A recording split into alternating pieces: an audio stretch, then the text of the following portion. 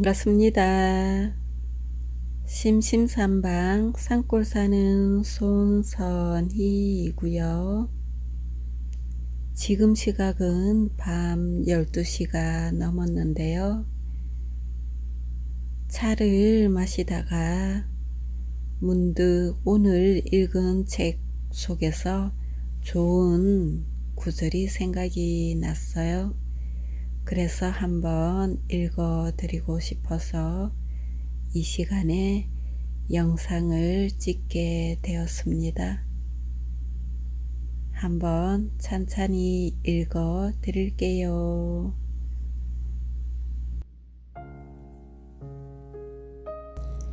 내 인생에 힘이 되어준 한마디. 정호승. 대소변을 몸 밖으로 버리듯 번뇌와 망상도 미련 없이 버리세요. 여름날 전남 승주읍에 있는 서남사에 간 적이 있습니다. 서남사는 광릉에 있는 국립수목원이라도 되는 듯 나무들이 울창했습니다. 맷돌로 쌓은 아름다운 성승교 앞을 지날 때는 물소리에 섞여 고요한 새들의 울음소리가 들려왔습니다. 새들이 저에게 너 참 잘 왔다. 부처님한테 절 한번 하고 가거라 하고 말하는 것 같아 공연히 부끄러움이 느껴지기도 했습니다. 서남사엔 나무만 울창한 게 아니었습니다. 대웅전 마당 주변엔 온갖 꽃나무가 자라고 있었습니다. 키가 크게 수국도 피고 파초도 피고 만리향도 피었는데 죄 많은 우리 인간들보다 꽃들을 위해 서남사가 존재하고 있다는 생각이 들었습니다. 나는 느린 걸음으로 부처님의 화음 같은 경례를 이곳저곳 돌아다녔습니다. 공양간으로 선뜻 들어섰다가 여기인 들어오면 안 됩니다 하는 말에 뒤로 물러나 공양간에 딸린 방을 몰래 엿보기도 했습니다. 널찍한 그 방엔 마침 한 젊은 스님이 20여 개의 상 위에 정성스레 수저를 놓고 있었는데 숟가락과 젓가락을 얼마나 열심히 반듯하게 몇 번이나 고쳐놓는지 그 모습에 숙연해지기조차 했습니다. 그런데 내 느린 발걸음은 해우소라는 표지판을 따라가다가 한 건물 앞에 딱 멈춰 섰습니다.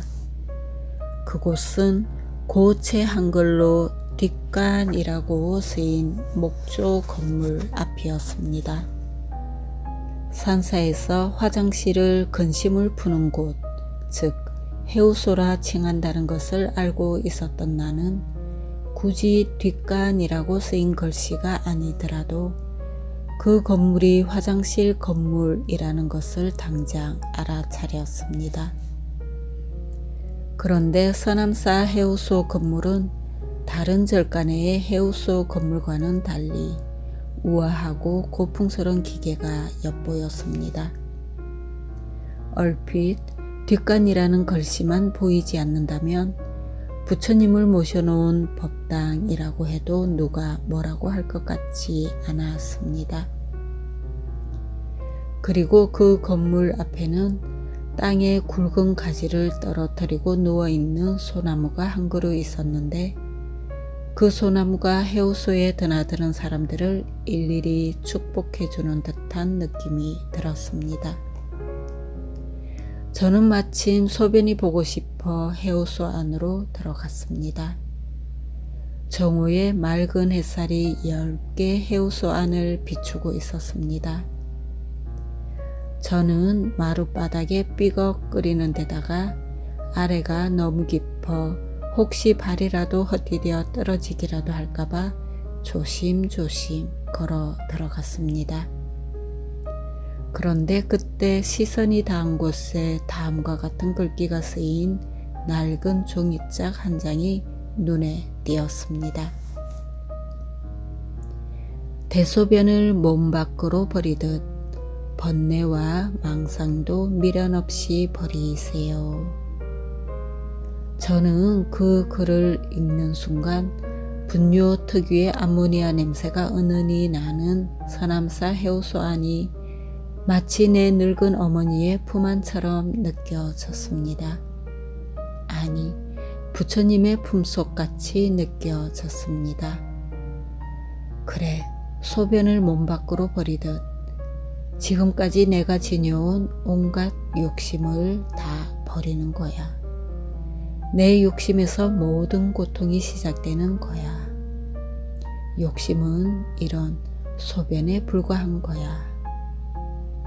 저는 그런 생각을 하면서 소변을 보고 해우소를 나왔습니다. 그러나 쉽게 발걸음이 떨어지지 않았습니다. 저는 해우소 앞에 한참 동안 쭈그리고 앉아 마음속으로 울었습니다. 그동안 제 가슴속에 웅크리고만 있던 마음껏 울지도 못하고 남의 눈치만 보던 모든 울음들이 한꺼번에 터져 나왔습니다. 그 울음은 20대 때 동해의 푸른 바다를 보고 울었던 그런 낭만적인 울음은 아니었습니다. 한 사람을 만나 결혼하고 아이를 낳고 돈을 벌고 사회생활을 하면서 어쩔 수 없이 겪게 되는 말 못할 고통에서 오는 울음이었습니다. 남을 사랑하지 못하는 데서 오는 울음, 내 사랑이 전해지지 못하고 증오로 변질되어 되돌아오는 고통에서 오는 울음이었습니다. 저는 마치 어린 아이처럼 엉엉 울었습니다. 그러자 가슴이 시원해졌습니다. 몸속의 소변뿐만 아니라 마음속의 소변까지도 몸 밖으로 시원하게 빠져나간 듯 마음이 가뿐해졌습니다. 문득 생전에 딱 2번 주례를 선 성철 스님의 주례사가 떠올랐습니다. 서로 덕을 보자는 마음으로 결혼하고 그런 마음으로 살아가기 때문에 다툼이 일어납니다. 손해볼 마음이 눈꼽만큼도 없이 아내는 남편에게 덕보자고 하고 남편은 아내에게 덕보겠다고 하는 마음이 다툼의 원인이 됩니다. 베풀어 주겠다는 마음으로 결혼하면 길 가는 사람 아무하고나 결혼해도 문제가 없습니다. 그런데 덕보겠다는 생각으로 고르고 고르면 100명 중에 고르고 골라도 막상 고르고 보면 제일 엉뚱한 곳을 고르게 됩니다.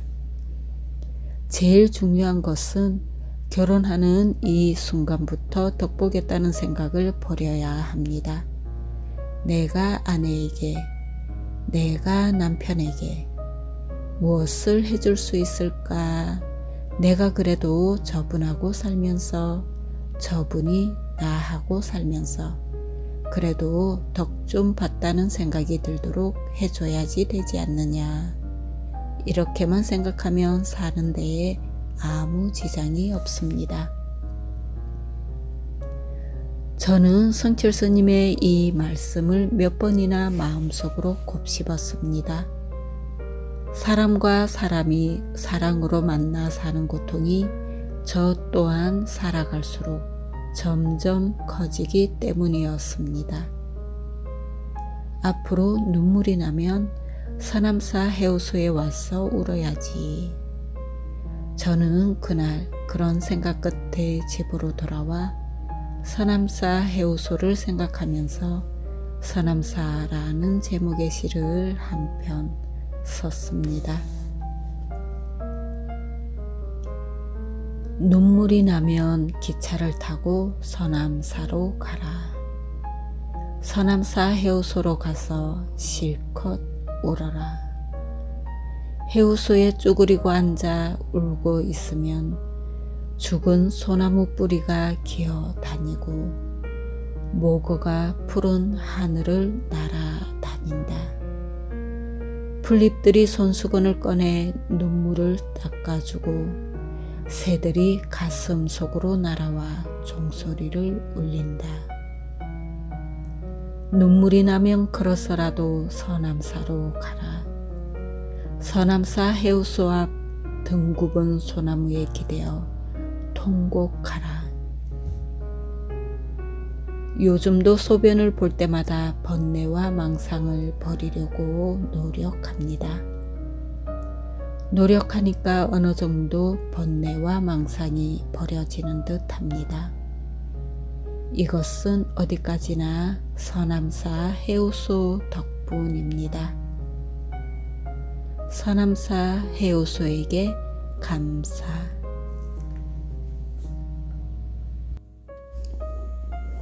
네, 밤의 시간이 참 좋은 것 같습니다. 깊은 밤, 번뇌와 망상 모두 비워버리시고요.